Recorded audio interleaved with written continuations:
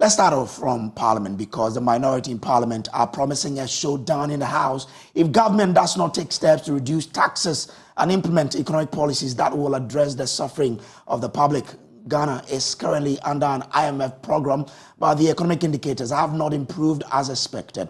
According to Minority Leader Dr. Kaisel Atoforsen, government will struggle to get the budget through the House if there are new measures which worsens the plight of citizens.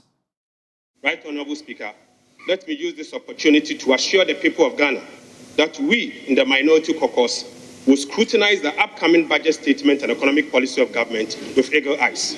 Mr. Speaker, the prevailing economic conditions has already made it very difficult for the ordinary Ghanaian and businesses, and therefore we can't be a party to any policy or measure which makes things even more unbearable and in fact miserable for the already suffering Ghanaians and businesses. Mr. Speaker, let me be blunt here. The upcoming budget statement will encounter resistance if it does not prioritize the need of the people and businesses. This indeed is our bottom line.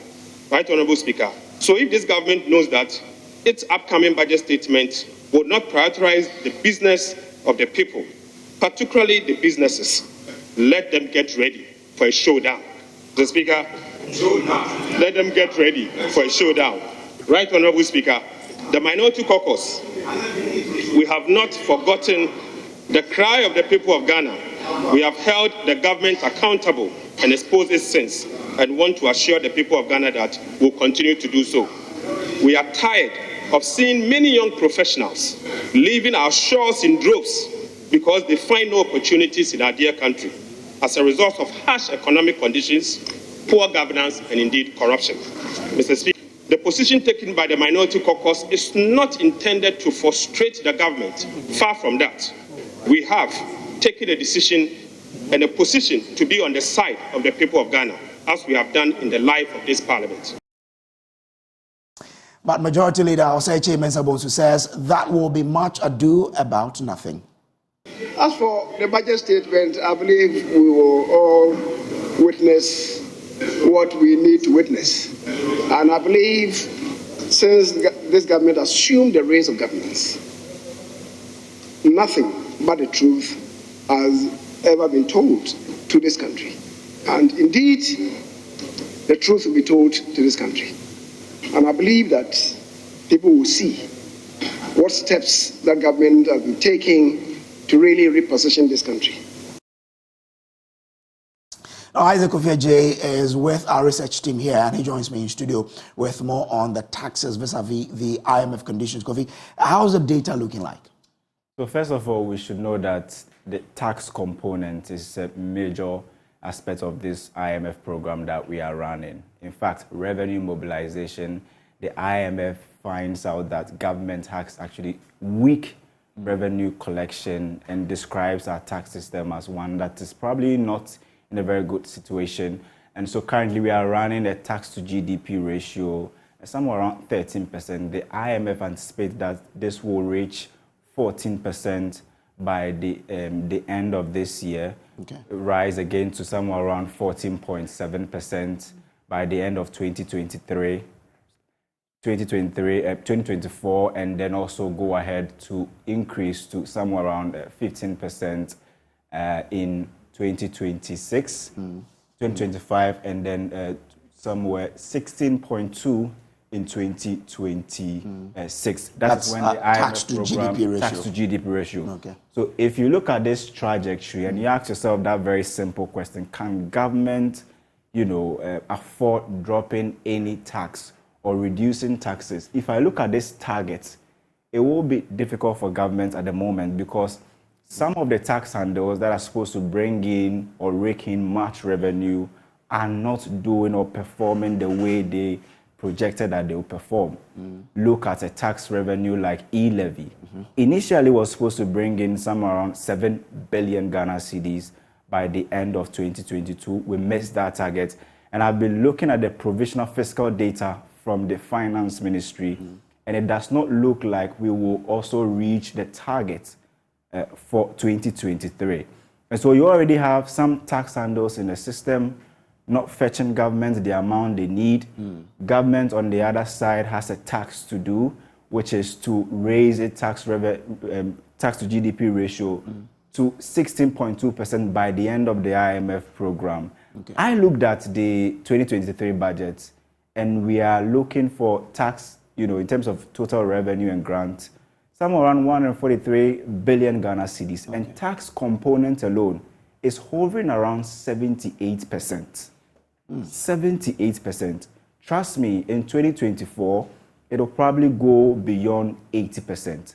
And so, if you look at the language in the IMF program, although protecting the vulnerable is priority, but it looks as if that if government finds its own way, it will introduce more taxes or probably find ways and means to make the available taxes work, because all they are looking for is more revenue and revenue generation. Okay, let's bring in a financial economist and a visiting professor at the Gimpa Business School, Professor Lord Mensah, who believes reduction in taxes must be the order of the day. He joins us on the telephone lines now. Prof, grateful for joining us. Now, considering the conditions we need to fulfill the IMF deal to ensure that we improve on our tax to GDP ratio, how feasible then is this call by the minority? Yeah, good evening and good evening to our viewers. You see, what is happening in this country, we seem to be getting to a point where, the tax fatigue has set in. Can you hear me, please? Yes. Yes, tax fatigue has set in, and businesses are reacting to that. You hear everybody calling for government not to introduce taxes, but then find an innovative way to rob in the informal sector. Increasing tax revenue or increasing revenue, which taxes form the largest component, does not necessarily mean that you have to be increasing what? Taxes. What we need to appreciate is that when you get to a point where, you get saturated in taxes, businesses crippled. Now look at, inflation rate and look at treasury bill rate.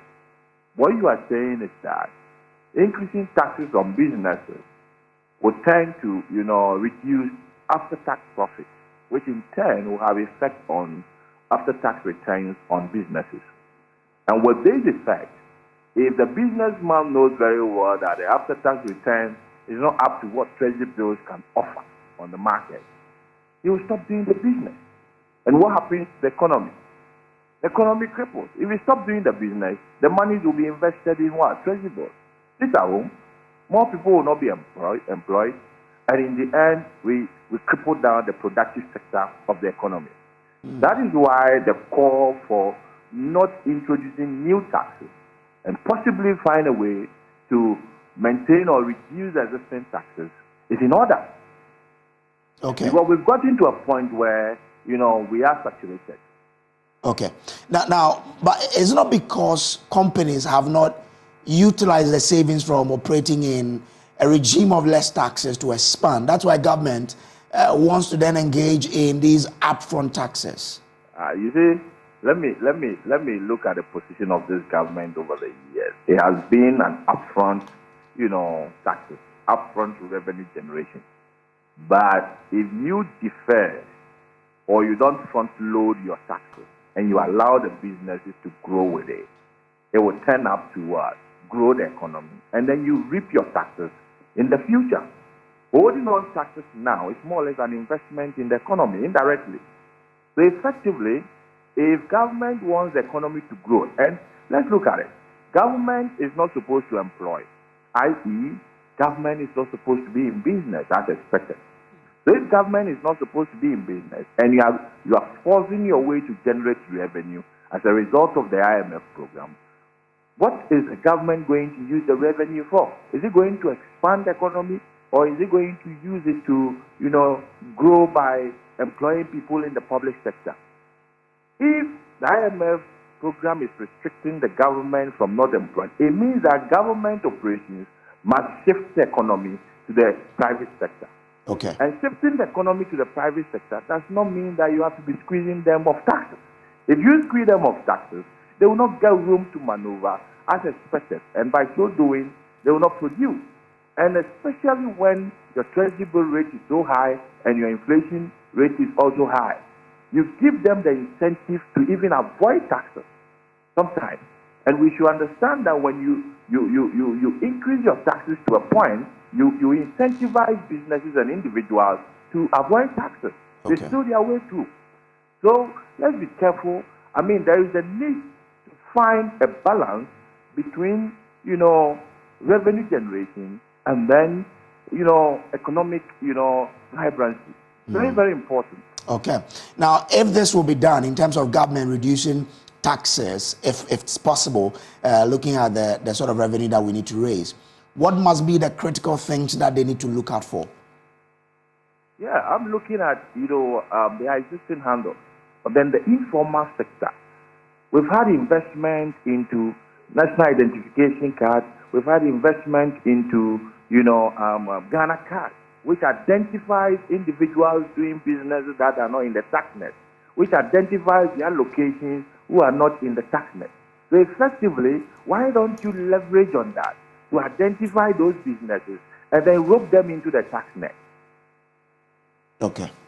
All right. Prof, I'm grateful to you for joining us. Professor Lord Mensah is a financial economist and a visiting professor at the Gimpa School of Business. Now, Kofi, just before we go, we've been going through the figures we have, you've seen that people are paying more VAT? Yeah, it's true. So if you look at the computation of VAT, in some instances, it's higher probably than it's supposed to be. So let's assume you buy a phone worth 1,300. What we see right now is that we see consumers being charged levies like NHIL, Get Fund, and other things.